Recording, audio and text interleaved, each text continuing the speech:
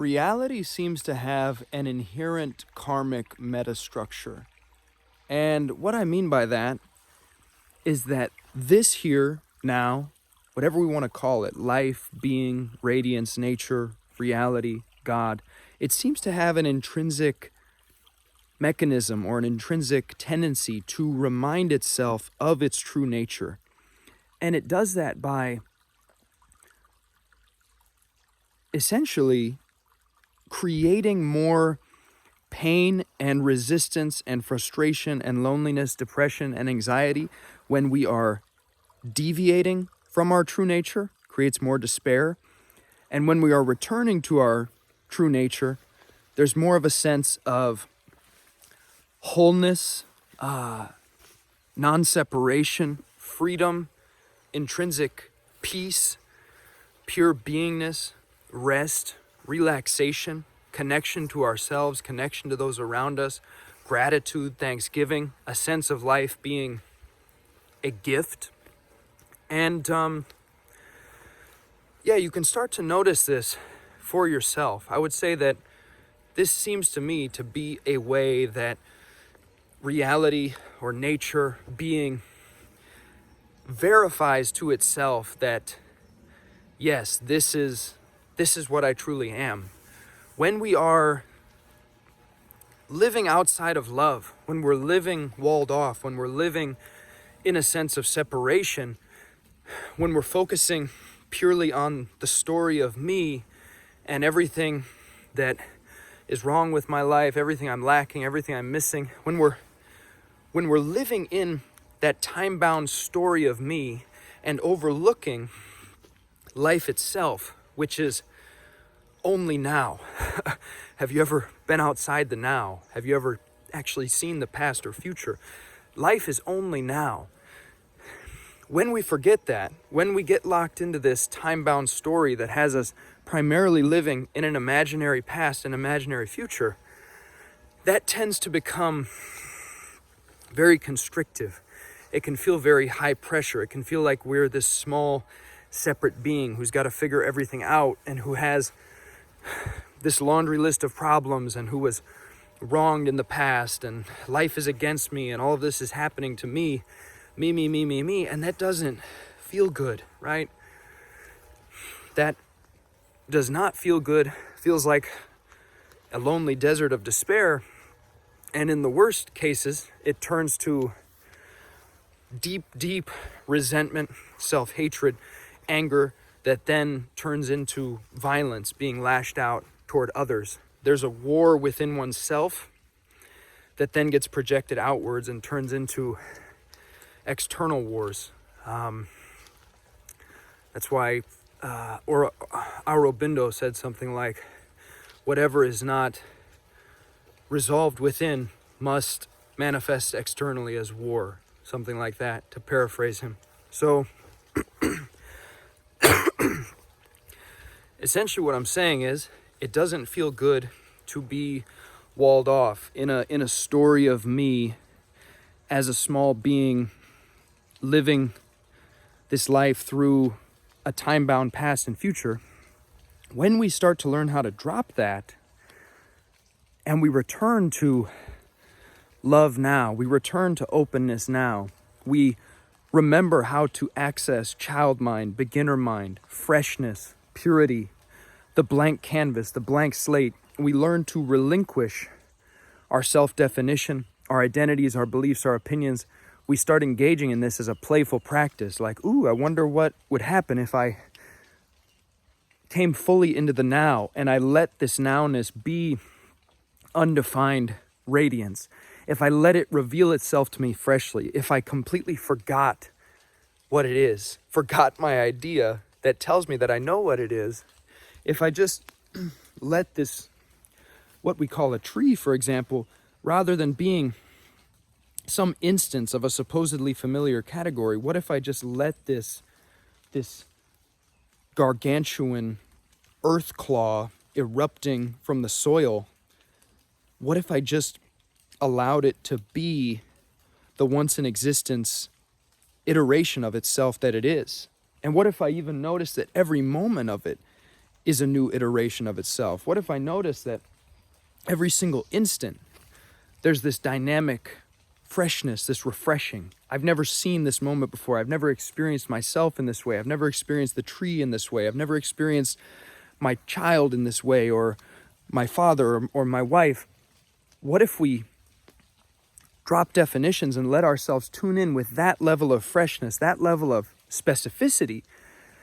The now presents itself with unimaginable detail, subtlety, and specificity. And when we open to that, and when we relinquish our idea that we already know what it is, and we let ourselves just bathe and marinate in the freshness, the never before seenness, the ocean of infinity that is here, the ocean of artistry. There is this infinite, ever refreshing, hyper immersive artistry that is here. And you are that artistry, 0 degrees of separation. You are fully in it and as it. You are this hyper tapestry of now. And when we let ourselves feel that, when we start to root our lives there in the kingdom of now, what some have called the kingdom of God, it's the kingdom of now. Now is it.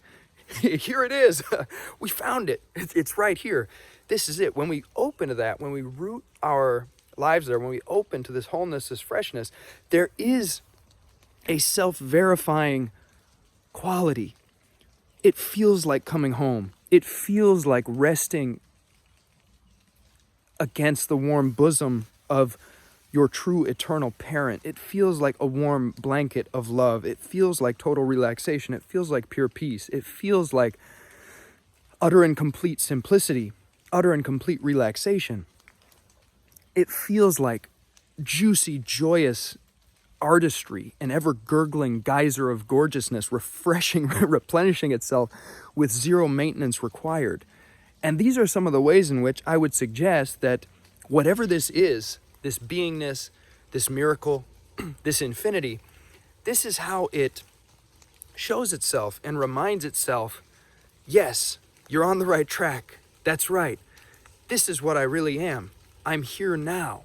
And when you open to what is really here now as a direct, textural, felt presence of openness, spaciousness, and non-separate wholeness, you receive these very clear experiential confirmations of, yes, that's right. This is the treasure. This is the infinite kingdom. Good job. Good job, apparent monkey. You found it. We found it. Here it is. So it gives you these confirmations. It sinks into your heart. Your heart opens. You're feeling love. You're feeling connection. It goes beyond connection. You're feeling literal intimacy and oneness. You're feeling the non-separation of yourself and your loved ones and everyone and everything. And it's telling you, yes, that's right. The waves are completely made of the ocean. In a profound sense, there are no waves. There's only the ocean. There's this ocean of wholeness, this ocean of infinity, this ocean of love. You're remembering. Good, you're remembering. Yes, we went on this journey of separation. Yes, we spontaneously decided to forget this wholeness so as to explore the cage of separation and see what could be learned there and experience these epic cyclical journeys of, hyper Shakespearean artistry of seeming dark and light and villains and heroes and all of this incredible drama. And we put ourselves in that cage so that we could experience this remembrance, experience this liberation. Without the cage, no liberation. Without the heavy cross, no salvation. Without the forgetfulness, no remembrance of this jubilation, this sky-like vastness. So there's a very mysterious quality of whatever this is, choosing or spontaneously electing to go into this kind of amnesia, this kind of forgetfulness of what it is, to play this kind of game of hide and seek with itself and see what can be learned through that game of forgetting what it is and then remembering and looking at itself from infinite angles while it's doing that. And yet it has this inbuilt homing system. It's almost like a sonar that allows it to always find its way back to itself and always find its way home. And when you do that, you realize, oh, I never actually left home. I've always been right here now. I've always been in the kingdom of now. That's all I've ever experienced. But somehow I allowed myself to be seduced into this kind of illusory conceptual dream of a past and a future and being a small separate being who was cut off. But all the while, in a very deep sense, I was not that. I was the whole ocean. I was pure infinity in a primordial natural state of pure repose, equipoise, relaxation, the beingness. If we can relinquish our opinions, ideas, definitions, stories, identities, then we can feel how the beingness level of this, what this nowness is actually made of, is so effortless, and it's so fully relaxed, it's so melodious, it's so in harmony with itself. And that is how being reminds itself what it is, through this, what we could call a kind of karmic metastructure, where diverging from your true nature hurts a lot and feels like being cut off and despairing in a lonely desert, and returning to your true nature feels like wholeness, love. I'm getting it now. I'm feeling it. Oh, the river. I am the river. 0 degrees of separation. It's flowing now. I am this radiance, equipoise, this shining forth. There's no words for this. This is wholeness. This is simplicity. That's how it shows you. Peace and love.